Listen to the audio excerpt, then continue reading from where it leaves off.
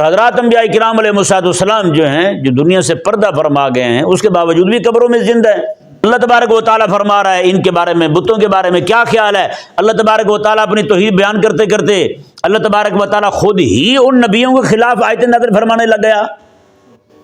عبداللہ بن عمر رضی اللہ تعالیٰ عنہما فرمایا کرتے تھے، دنیا میں بدترین مخلوق خارجیوں کی ہے جو بتوں کے لیے آیتیں اللہ نے نازل فرمائی تھی، انہوں نے اللہ کے نبیوں اور شہیدوں اور نیک لوگوں پر جو ہے نا وہ منطبق کر دی۔ انہوں نے کہا کہ اس کی مصداق یہی نیک لوگ ہیں۔ حقیقت والی بات یہی ہوئی، ان کو کلمہ پڑھنے والے مشرک دکھائی دینے لگے تو اللہ تعالیٰ نے ان کو سزا یہ دی کہ ان کی توجہ مشرکین سے ہٹا دی۔ آج مشرکین جو ہیں حقیقی ہندو، وہ سکون میں ہیں، ان کو کوئی مسئلہ نہیں ہے، وہ بڑے امن میں ہیں، وہ اپنے مزے کر رہے ہیں، وہ کفر پھیلا رہے ہیں، گمراہی پھیلا رہے ہیں، بے دینی پھیلا رہے ہیں، شرک پھیلا رہے ہیں، ان کو کوئی مسئلہ کیوں نہیں۔ کتنے لوگ ہیں نوجوان طبقہ ان ہندوؤں کے ان کے پنڈتوں سے جناب متاثر ہوا جا رہا ہے اور جناب اسلام چھوڑے جا رہا ہے، ان کو پرواہ ہی کون۔ ہم نے تو وہ کتا نکالنا تھا جو مزارات پہ گھس چکا تھا، وہاں پہ غیر شرعی امور کا ارتکاب کر رہا تھا، تم نے پکڑ کے پوری امت کو مشرک کہہ دیا، تم نے پکڑ کے جناب پھر قرآن کریم میں بھی تحریفات کرنے لگے تم۔ یار تمہارا کوئی انصاف والا ترازو بھی ہے تمہارے پاس یا نہیں؟ آیت نمبر 20۔ اعوذ باللہ من الشیطان الرجیم، بسم اللہ الرحمن الرحیم۔ والذین یدعون من دون اللہ لا یخلقون شیئا وهم یخلقون۔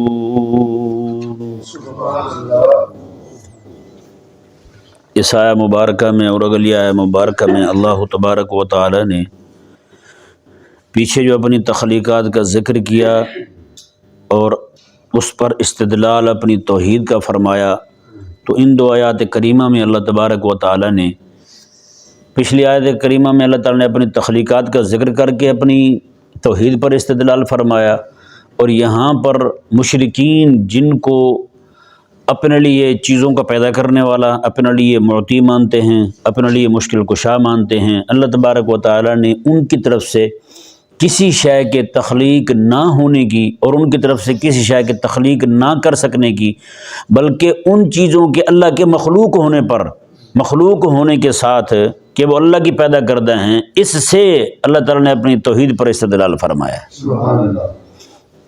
یعنی اللہ تعالیٰ نے ارشاد فرمایا والذین یدعون من دون اللہ لا یخلقون شیئا وهم یخلقون۔ فرمایا کہ اور وہ لوگ یدعون، یہ ذہن میں رہے، یہاں یدعون کا معنی پکارنا نہیں ہے، یدعون کا معنی عبادت کرنا ہے۔ یدعون اے یعبدون، وہ عبادت کرتے ہیں، کیا کرتے ہیں؟ عبادت کرتے ہیں۔ فرمایا کہ وہ من دون اللہ، اللہ کو چھوڑ کر، لا یخلقون شیئا، انہوں نے تو کوئی شے پیدا نہیں کی۔ یہ شیئن جو ہے نا یہ نکرہ ہے، اور مطلب یہ کہ عموم ہے، اس میں کوئی بھی شے، کچھ بھی پیدا نہیں کیا انہوں نے۔ فرمایا کہ وہ ہم یخلقون، حالانکہ وہ خود پیدا کیے گئے ہیں۔ پتھر، لکڑیاں، یہ ساری چیزیں جتنی بھی ہیں وہ ساری کی ساری وہ اللہ کی پیدا کردہ ہیں، لیکن انہوں نے انہی کو ہی اپنا معبود سمجھ رکھا ہے، یہ انہی کے آگے ہی ماتھا ٹیک رہے ہیں، یہ انہی کے آگے ہی جھک رہے ہیں۔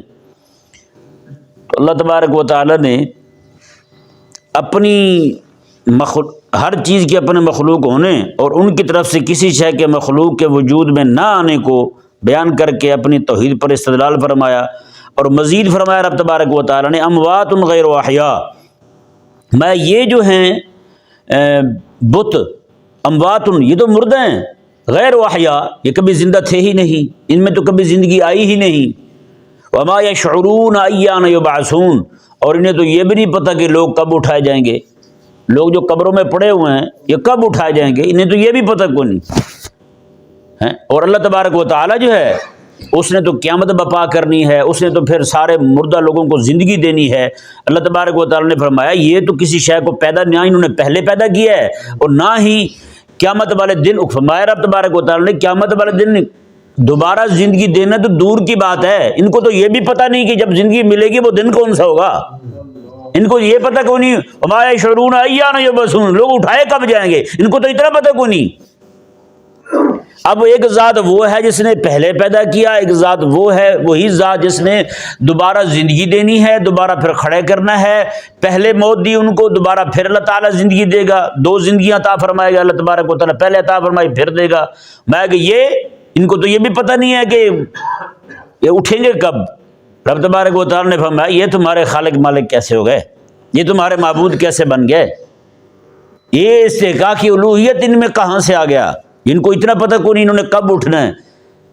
اس ایک کو یہ پتہ نہ ہو کہ کب اٹھنا ہے، اور ایک وہ ذات جو سب کو اٹھانے والی ہو، سب کو زندگی دینے والی ہو، وہ ذات اور یہ برابر ہو گئے، نعوذ باللہ من ذالک۔ اب یہاں پہ جو قابل غور بات ہے نا وہ یہ ہے، کچھ لوگوں نے جو اپنے تئیں توحید کے بڑے وہ بنتے ہیں، انہوں نے نعوذ باللہ من ذالک یہاں پہ تھوڑی ڈنڈی ماری، وہ یہ ماری کہ انہوں نے یہ کہا کہ نعوذ باللہ اس سے مراد انبیاء، اولیاء اور فرشتے ہیں، جن کے بارے میں اللہ نے فرمایا نہیں انہوں نے تو کچھ پیدا نہیں کیا۔ انہوں نے کہا کہ اس سے مراد انبیاء اور اولیاء ہیں، ہاں جی، نعوذ باللہ من ذالک، اموات غیر واحیاء، ان کے لیے کہہ دیا کہ یہ مردہ ہیں سارے اور ان کو زندگی ہی کوئی نہیں، یہ زندہ ہیں ہی نہیں، اموات مردہ ہیں، غیر واحیاء یہ زندہ ہی نہیں ہیں۔ اب ذرا اندازہ لگائیں کہ اللہ تبارک و تعالی جو ہے، اب دیکھیں فرشتے جو ہیں کیا خیال ہے وہ زندہ ہیں یا نہیں؟ یہ آئے مبارکہ تو آ رہی اموات غیر واحیاء، وہ مردہ ہیں وہ زندہ نہیں ہیں، یعنی پتھر ہے نا، اس میں زندگی تھی ہی نہیں، وہ پہلے بھی مردہ تھا اب بھی مردہ ہے، اس میں تو کچھ بھی نہیں ہے، یعنی وہ انہوں نے بت بنا کے بھی رکھ دیا سامنے تو پھر بھی تو وہ مردہ ہے نا، اس میں کون سی جان آ گئی ہے، کوئی جان نہیں ہے اس میں۔ تو پھر ان لوگوں کا یہ کہنا کہ اس سے مراد انبیاء، اولیاء اور فرشتے ہیں، نعوذ باللہ من ذالک، یہ سراسر زیادتی ہے، اس کا حقیقت کے ساتھ کوئی تعلق نہیں ہے۔ بھئی دیکھو بھی اگر تو فرشتے تو زندہ ہیں، اور حضرات انبیاء کرام علیہ السلام جو ہیں، جو دنیا سے پردہ فرما گئے ہیں، اس کے باوجود بھی قبروں میں زندہ ہیں، وہ بھی قبروں میں زندہ ہیں۔ بھائی الانبیاء وحیاء فی قبورہم یصلون، میرے آقا علیہ السلام فرماتے ہیں انبیاء کرام علیہ السلام جو ہیں وہ قبروں میں زندہ ہیں، اور صرف یہ نہیں کہ حضور نے فرمایا کہ وہ زندہ ہیں، بلکہ حضور فرماتے ہیں یصلون، وہ نمازیں بھی پڑھتے ہیں۔ اور میرے آقا علیہ السلام معراج کی رات حضور خود فرماتے ہیں مررت بقبر موسیٰ یصلی فی قبرہ، حضور فرماتے ہیں میں موسیٰ علیہ السلام کی قبر کے پاس سے گزرا، میں نے کیا دیکھا، موسیٰ علیہ السلام اپنی قبر میں کھڑے ہو کے نماز پڑھ رہے ہیں، وہ تو زندہ ہیں، اور فرشتے زندہ ہیں۔ باقی رہا اولیاء اللہ کا معاملہ، تو اولیاء میں تابعین میں سے ایک بہت بڑے تابعی ہیں حضرت سیدنا ثابت بنانی رضی اللہ تعالی عنہ، آپ کا وصال ہوتا ہے، وصال کے بعد ان کی تدفین ہو گئی، عرصے کے بعد ایک قبر ساتھ کھودنے لگے تو درمیان سے دیوار ٹوٹ گئی، دیوار کھودنے والے نے دیکھا کہ حضرت ثابت جو ہیں وہ اپنی قبر میں کھڑے نماز پڑھ رہے ہیں، وہ اس نے ان سے پوچھا کہ یہ کیا ہے، انہوں نے کہا قیامت آ گئی ہے، انہوں نے کہا نہیں ہے، انہوں نے کہا چل قبر بند کر اور اپنا کام کر، قبر میں کھڑے ہوئے بولے بھائی یہ میں نقل کرنے والا نہیں، امام ذہبی نے نقل کیا ہے، امام ذہبی رحمہ اللہ کو آپ جانتے ہیں، میں اہل علم کی بات کر رہا ہوں، وہ جانتے ہیں امام ذہبی بندہ کون ہے اور کس حیثیت کے مالک ہے امام ذہبی رحمہ اللہ، اور امام جلال الدین سیوطی رحمہ اللہ نے اپنی کتابوں میں نقل کیا یہ والا معاملہ جو ہے، اور پھر اس کے بعد کہتے ہیں کہ وہ ان کے گھر میں گئے، وہ جو قبر کھودنے والا تھا بندہ، ان کی زوجہ محترمہ سے پوچھا کہ کیا کون سا ایسا عمل کرتے تھے کہ میں نے ان کو قبر میں نماز پڑھتے دیکھا ہے، انہوں نے کہا جی اور تو کسی شے کا مجھے پتہ نہیں ہے، ہاں یہ ضرور تھا کہ رات کو روز وہ کہتے تھے مولا مجھے جس طرح تو نے نبیوں کو قبر میں نماز کی اجازت دی ہے نا، مجھے بھی اجازت دینا، بغیر نماز کے میں کیسے رہوں گا قبر میں، تو یہ دعا کرتے تھے، اللہ تعالیٰ نے ان کی وہ دعا قبول فرما لی ہے۔ تو اس طرح بے تحاشا حضرت سیدنا مولا علی رضی اللہ تعالیٰ عنہ، آپ جب جاتے ہیں حضرت سیدنا سید الشہداء امیر حمزہ رضی اللہ تعالیٰ عنہ کے مزار شریف پر، وہاں کھڑے ہو کر آپ السلام علیکم کہتے ہیں، اندر سے جواب آتا ہے، آپ کے بیٹے ساتھ ہیں، آپ فرماتے ہیں کہ بیٹا آپ بھی السلام علیکم کہو، انہوں نے بھی السلام علیکم کہا، اندر سے جواب آیا، مولا علی رضی اللہ تعالیٰ نے وہاں کھڑے ہو کے اللہ تعالیٰ کا شکر ادا کیا، میں کہ شکر ہے اللہ تعالیٰ کا کہ جو شہداء مجھے علی سے بات کرتے ہیں وہ علی کے بیٹوں سے بھی بات کرتے ہیں، تو بھائی یہ کیا ہے؟ شہید تو زندہ ہوتے ہیں، شہیدوں کی زندگی پر تو قرآن کی آیت مبارکہ گواہ ہے، اور تم نے یہ کہہ دیا کہ انبیاء، اولیاء اور شہداء اور فرشتے جو ہیں یہی بت ہیں، ان سے کچھ نہیں ہوا۔ بھائی ان سے کچھ ہونا نہ ہونا تو بات ہی نہیں ہے۔ اللہ تبارک و تعالیٰ فرما رہا ہے ان کے بارے میں، بتوں کے بارے میں کیا خیال ہے؟ اللہ تبارک و تعالیٰ اپنی توحید بیان کرتے کرتے اللہ تبارک و تعالیٰ خود ہی ان نبیوں کے خلاف آیتیں نازل فرمانے لگ گیا ہیں۔ اللہ تبارک و تعالیٰ جن کے لیے فرما رہا ہے کہ یہ زندہ ہیں قبر میں بھی، اور تمہیں ان کی زندگی کا شعور کوئی نہیں ہے، اللہ تبارک و تعالیٰ ان کے لیے فرما رہا ہے۔ حضرت سیدنا جعفر طیار رضی اللہ تعالیٰ عنہ آقا علیہ السلام کے چچا زاد بھائی ہیں، مولا علی کے سگے بھائی ہیں، آپ جنگ موتا میں شہید ہوتے ہیں جی، حضور مسجد نبوی میں تشریف فرمائے، ایک دم حضور مسکرانے لگتے ہیں۔ صحابہ کرام عرض کرتے ہیں حضور معاملہ؟ آقا علیہ السلام فرماتے ہیں کہ وہ جعفر جو ہے نا، اللہ تعالیٰ ان کے بازو چونکہ کٹ گئے تھے دونوں، ایک بازو کٹا تو انہوں نے جھنڈا دوسرے ہاتھ میں تھام لیا، تو پھر وہ بازو بھی کٹ گیا، پھر اس کے بعد پھر شہید ہو گئے جنگ میں لڑتے ہوئے۔ تو آقا علیہ السلام نے ان کے دونوں بازو کٹ گئے تھے، اللہ تعالیٰ نے ان کو جنت کے پر عطا فرمائے ہیں، انہی پروں کے ساتھ حضور فرماتے ہیں اڑتے ہوئے آ رہے تھے تو وہ مجھے دیکھ کے مسکرا رہے تھے، میں ان کو دیکھ کے مسکرا رہا تھا۔ تو حدیث پاک میرے آقا علیہ السلام فرماتے ہیں، صحیح مسلم میں حدیث پاک ہے، آقا علیہ السلام نے ارشاد فرمایا، حضور صحابہ سے پوچھتے ہیں جب جا رہے ہیں حضور، فرمایا کہ یہ وادی کون سی ہے؟ صحابہ کرام علیہ مردوان عرض کرتے ہیں یا رسول اللہ یہ فلاں وادی ہے۔ آقا علیہ السلام نے فرمایا کہ میں دیکھ رہا ہوں موسیٰ علیہ السلام کو، موسیٰ علیہ السلام جو ہیں وہ فلاں رنگ کے بیل پر سوار ہیں، اور ان کے بالوں کا حلیہ ایسا ہے، گھنگریالے بال ہیں حضرت موسیٰ علیہ السلام کے، اور وہ جناب ان کے ہاتھ میں چمک ہے، اور لبیک اللہم لبیک پڑھتے ہوئے حج کرنے کے لیے آ رہے ہیں۔ کب کی بات کر رہے ہیں حضور؟ موسیٰ علیہ السلام کب کے ہیں بتائیں بھائی؟ وہ ان کی قبر میں نماز اور یہ حج کا معاملہ ہے۔ پھر میرے آقا علیہ السلام نے حضرت یونس علیہ السلام کے متعلق فرمایا، میں یہ وادی کون سی ہے؟ صحابہ عرض کرتے ہیں فلاں وادی ہے۔ آقا علیہ السلام نے میں یونس علیہ السلام کو دیکھ رہا ہوں، اور رب تبارک و تعالیٰ کے گھر کا، اور یہ حلیہ ان کا فلاں قسم کا فلاں رنگ کا جانور ہے، وہ اس کو ہانکتے ہوئے جناب اللہ تبارک و تعالیٰ کے گھر کا حج کرنے کے لیے آ رہے ہیں۔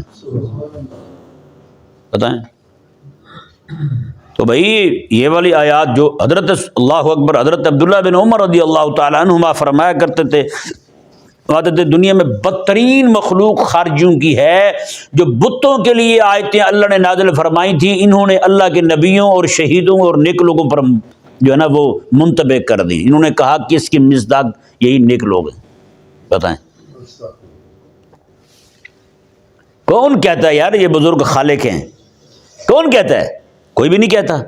کسی نے کہا ہے؟ کسی نے کہا ہے کہ حضرت داتا علی حجویری رحمہ اللہ جو ہیں وہ خالق ہیں؟ لوگ احمق ہیں، وہ جاہل لوگ بات کریں تو وہ ایک الگ بات ہے۔ اس کا مطلب یہ نہیں تم جاہلوں کی ضد میں آ کر کے قرآن میں تحریف کر دو، قرآن کو معانی ہی اور پہنا دو۔ سچی بات ہے، قدیم سے قدیم مفسرین حضرت عبداللہ بن عباس رضی اللہ تعالی عنہما سے لے کر کے یہ حضرت قاضی ثناء اللہ پانی پتی رحمہ اللہ ہوں، یا پھر حضرت امام اسماعیل حقی رحمہ اللہ ہوں، یہ اپنے ماضی قریب کے جو مفسرین ہیں ان تک کسی بھی بندے نے اس آیت مبارکہ یا جتنی بھی اس طرح کی آیات کریمہ قرآن کریم میں ہیں ان سے مراد انبیاء، اولیاء، شہداء اور فرشتوں کو نہیں لیا مراد۔ یہ صرف انہی لوگوں کی ذہنی اختراع ہے، اور یہ لوگ پتہ ہے کتنا آگے بڑھے ہیں۔ ایک مولوی کا نعوذ باللہ میں نے بدبخت کا یہ سنا ویڈیو کلپ، اس نے کہا جو بندہ یہ کہتا ہے کہ قبروں میں یہ زندہ ہیں انبیاء کرام علیہ السلام، اس نے کہا کہ اس کا ذبح کیا ہوا جانور جو کھائے گا وہ بھی مرتد ہو جائے گا۔ جو بندہ یہ کہتا ہے نا کہ نبی جو ہیں اللہ تعالیٰ کے وہ قبروں میں زندہ ہیں، اس نے کہا وہ تو مرتد ہے ہی ہے، ایسا نظریہ رکھنے والا۔ اس نے کہا اس کا ذبح شدہ جانور کا گوشت جو کھا لے گا وہ بھی مرتد ہو جائے گا، وہ بھی مسلمان نہیں بچے گا۔ بتائیں یہ کس طور پہ انہوں نے اس آیت مبارکہ میں اور اس طرح کی آیات کریمہ میں امثالہا میں ایسی تحریفات کی ہیں، تحریفات کرتے کرتے یہاں تک پہنچ چکے ہیں نعوذ باللہ من ذالک، جو انبیاء کرام پہلے انہوں نے ان آیات کریمہ کا مصداق انبیاء کو قرار دیا ہے جی، پھر یہ آیت مبارکہ چونکہ کہہ رہی ہے کہ وہ مردہ ہیں، وہ زندہ نہیں ہیں، پھر انہوں نے ان سے زندگی کی نفی ایسی کی کہ کہا کہ جو ان کے لیے حیات مانے گا وہ بھی مرتد ہوگا، اور پھر جو ان کا ذبح شدہ جانور کھا لے گا وہ بھی مرتد ہوگا۔ اتنا تو آگے نہ بڑھیں یار. ہیں آپ کو کلمہ پڑھنے والے ہی مشرک دکھائی دینے لگے ہیں، تو پھر آپ کا پھر وہ حقیقت والی بات یہی ہوئی، ان کو کلمہ پڑھنے والے مشرک دکھائی دینے لگے تو اللہ تعالیٰ نے ان کو سزا یہ دی کہ ان کی توجہ مشرکین سے ہٹا دی. آج مشرکین جو ہیں حقیقی ہندو وہ سکون میں ہیں، ان کو کوئی مسئلہ نہیں ہے، وہ بڑے امن میں ہیں، وہ اپنے مزے کر رہے ہیں، وہ کفر پھیلا رہے ہیں، گمراہی پھیلا رہے ہیں، بے دینی پھیلا رہے ہیں، شرک پھیلا رہے ہیں، ان کو کوئی مسئلہ کیوں نہیں. کتنے لوگ ہیں نوجوان طبقہ ان ہندوؤں کے ان کے پنڈتوں سے جناب متاثر ہوا جا رہا ہے اور جناب اسلام چھوڑے جا رہا ہے. ان کو پرواہ ہی کون، ان کو یہ دو چار چیزیں ان کے ہتھے چڑھی ہیں. وہ ماچس والی بات ہے، اگر اس کے ہاتھ میں آ جائے، کس کے ہاتھ میں؟ وہی وہ ماچس ان کے ہاتھ میں آ گئی ہے، جگہ جگہ جناب وہ آگ لگاتے پھرتے ہیں، بس شور شرابے ہیں اور چیلنج ہیں، مناظرے ہیں، یہی باتیں ہیں. ایمان کی فکر نہیں ہے کسی کو. کاش کہ ہمارے لوگ جو ہے نا وہ حقیقت کو سمجھیں، یار ہم کہاں کھڑے ہیں، دشمن کیا کر رہا ہے. جو بندہ سچی بات ہے، جو بندہ دشمن کی عیاریوں کو، اس کی مکاریوں کو، اس کی سازشوں کو، اس کی چال بازیوں کو نہ سمجھے، وہ اپنے گھر کا دشمن ہوتا ہے، اپنے گھر کا خیر خواہ نہیں ہو سکتا وہ بندہ. یہ پکی بات ہے. رب تبارک و تعالیٰ نے ارشاد فرمایا، جی دیکھیں آیہ مبارکہ، والذین یدعون من دون اللہ لا یخلقون شیئا وهم یخلقون. اور یہ بات میں بڑے وثوق کے ساتھ کہہ رہا ہوں، اس آیہ مبارکہ کا جو مصداق انہوں نے قرار دیا نا کہ اس آیہ مبارکہ سے مراد جو ہے وہ انبیاء، اولیاء، شہداء اور فرشتے ہیں، یہ قطعاً قرآن میں تحریف ہے. جی ایسی بات ہمارے کسی بھی مفسر نے، قرآن کا فہم رکھنے والے نے، کسی بھی بزرگ نے یہ بات نہیں کی. یہ میں سچی کہہ رہا ہوں، یہ انہی لوگوں کی زیادتی ہے. ان لوگوں نے، اچھا ان کی زیادتی بھی کیوں ہوئی؟ وہ بھی ہماری جاہل عوام کو دیکھتے ہوئے. ہماری جاہل عوام نے جو نظریات اپنا رکھے ہیں نا بزرگوں کے لیے، اولیاء اللہ کے لیے، جیسے میں نے پہلے کئی بار کہا، حضرت سلطان باہو رحمہ اللہ کے مزار شریف میں خود گیا تھا. وہاں یہ ایک تو بات ہوتی ہے نا کسی سے سنی ہوئی، یہ میں نے اپنے کانوں سے سنی ہے، تو میں نے دیکھی ہے. ان کے مزار شریف پر لوگ جو ہیں پاؤں کی جانب جا کے سجدے کر رہے تھے. باقاعدہ ایک بندہ وہاں کھڑا ہو کے اعلان کر رہا تھا، جلدی سجدہ کرو، باقی لوگوں کو بھی ٹائم دو. یہ ان کی ضد میں آ کر کے ہم ان کو کون سا اچھا سمجھ رہے ہیں بھائی؟ اب جاہلوں کی جہالت کی وجہ سے آپ قرآن میں تحریف کرنے لگے. جاہلوں کی جہالت دور کرو نا بھائی. کہ نہیں سمجھ آیا؟ کسی بندے کے ناک کو گندگی لگ جائے تو کیا مطلب ہے؟ ناک دھویا جاتا ہے یا ناک کو کاٹا جاتا ہے؟ ناک کو دھویا جاتا ہے نا. وہ کہ یار گندگی لگ گئی تو لہذا یہ ناک کاٹ دو. اگر مسجد میں نعوذ باللہ کتا داخل ہو جائے تو کیا خیال ہے؟ کتا نکالیں گے یا مسجد گرا دیں گے؟ کتا نکالیں گے نا. تم نے کیا کیا یار؟ تم نے تو وہ کتا نکالنا تھا جو مزارات پہ گھس چکا تھا، وہاں پہ غیر شرعی امور کا ارتکاب کر رہا تھا. تم نے پکڑ کے پوری امت کو مشرک کہہ دیا. تم نے پکڑ کے جناب پھر قرآن کریم میں بھی تحریفات کرنے لگے تم. یار تمہارا کوئی انصاف والا ترازو بھی ہے تمہارے پاس یا نہیں؟ کچھ تو خدا کا نام لو یار. تو اس لیے یہ اللہ تبارک و تعالیٰ کے اولیاء کے بارے میں یہ لوگ جو نظریات رکھتے ہیں ان کے ساتھ بھی ہمارا کوئی تعلق نہیں. یہ سچی بات ہے. جس طرح ہم ان کے ساتھ برات کا اظہار کر رہے ہیں نا یہ لوگ، کہ یہ ان لوگوں نے قرآن کے ساتھ زیادتی کی ہے، کہ ان آیات، وہ آیات کریمہ جو اللہ نے بتوں کے لیے نازل کی ہیں، انہوں نے وہ اللہ تبارک و تعالیٰ کے نیک لوگ جو تھے ان پر منطبق کر دی ہیں، ان پر جو ہے نا ان کو لاگو کر دیا کہ یہ اس سے مراد جو ہے نا وہ یہی لوگ ہیں، اللہ تعالیٰ کے انبیاء ہیں، شہداء ہیں. قسم خدا کی کہتا ہوں دل کڑتا ہے جب یہ پڑھتے ہیں جناب اس آیہ مبارکہ سے مراد انبیاء اور اولیاء ہیں. بتائیں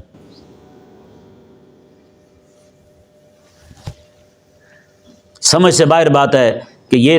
اچھا مزے کی بات یہ ہے ہمارے ہاں جاہل خراب ہوئے ہیں، دوسری طرف عالم خراب ہو گئے ہیں. وہ حرکت کی تھی جاہلوں نے اور یہ حرکت کی ہے عالموں نے. اس کا مطلب یہ ہوا کہ ادھر سے جاہل خراب ہو گئے، ادھر سے مولوی خراب ہو گئے کہ نہیں؟ کتنا نقصان ہوا ہے. یعنی جاہلوں کا بگاڑ ایک طرف، دوسری طرف سے مولویوں کا بگاڑ. ظاہری بات ہے جاہل خرابی کرے گا تو اپنے تک کرے گا، عالم خرابی کرے گا تو پھر قرآن کے معانی اور مفاہیم میں تبدیلی کرے گا. جس کا جہاں تک ہاتھ پہنچتا ہے اس نے وہاں تک خرابی کرنی ہے. اسی لیے تو کہتے ہیں کہ امام اعظم ابو حنیفہ رضی اللہ تعالیٰ عنہ جا رہے ہیں، ایک بچہ جو ہے نا اچھل کود کرتا ہوا جا رہا ہے، چھوٹا سا بچہ تھا، امام اعظم ابو حنیفہ رضی اللہ عنہ نے فرمایا کہ بچے دھیان سے چلو گر جاؤ گے۔